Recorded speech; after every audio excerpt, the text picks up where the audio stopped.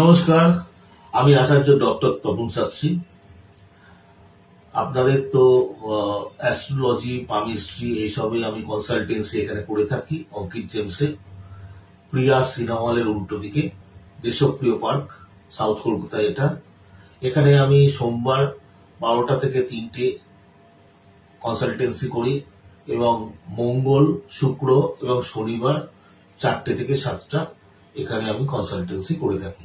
আপনারা যারা কনসালটেন্সি করতে চান এখানে যোগাযোগ করতে পারেন। আজকে আগের দিন আমি আপনাদের ছেলে মেয়েদের পড়াশোনায় স্মৃতিশক্তি বাড়ানোর একটা টোটকা বলেছিলাম। আজকে আমি ছেলে মেয়েদের পড়াশোনায় যাতে মন বসে, দেখবেন অনেকের পড়াশোনায় মন বসছে না, তাদের জন্য একটা টোটকা দিচ্ছি যাতে ছেলেমেয়েরা পড়াশোনায় মনোসংযোগ করতে পারে। প্রথম পয়েন্ট, পড়ার ঘর আলোকোজ্জ্বল রাখুন, যেন অন্ধকার ভাব কম না থাকে। অন্ধকার হলো হতাশা বা নেগেটিভ এনার্জি, তাই পড়ার ঘরে ব্রাইট আলো জ্বেলে রাখুন। 2 নম্বর পয়েন্ট, পড়ার ঘরে যেন কোনো ভাঙা মূর্তি না থাকে।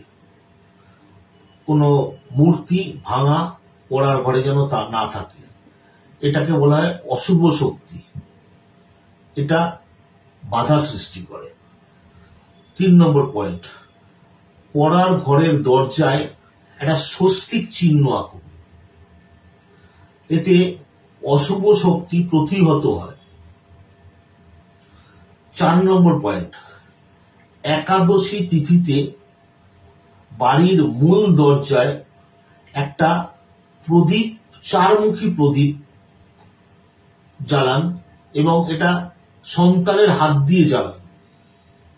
4মুখী প্রদীপ একাদশী তিথিতে বাড়ির মূল দরজায় সন্তানের হাত দিয়ে জ্বালান।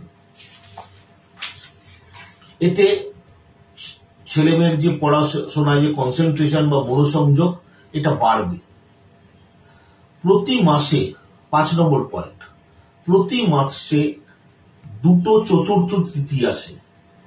এই চতুর্থ তিথিতে সিদ্ধিদাতা গণেশের আরাধনা করে গণেশকে দুব বা ঘাস নিবেদন করুন। যে কয়েকটা দুব বা ঘাস গণেশকে নিবেদন করুন, এতে সন্তানের বুদ্ধি বৃদ্ধি পাবে।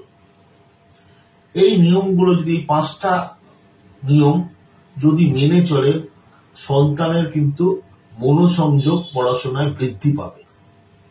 নমস্কার।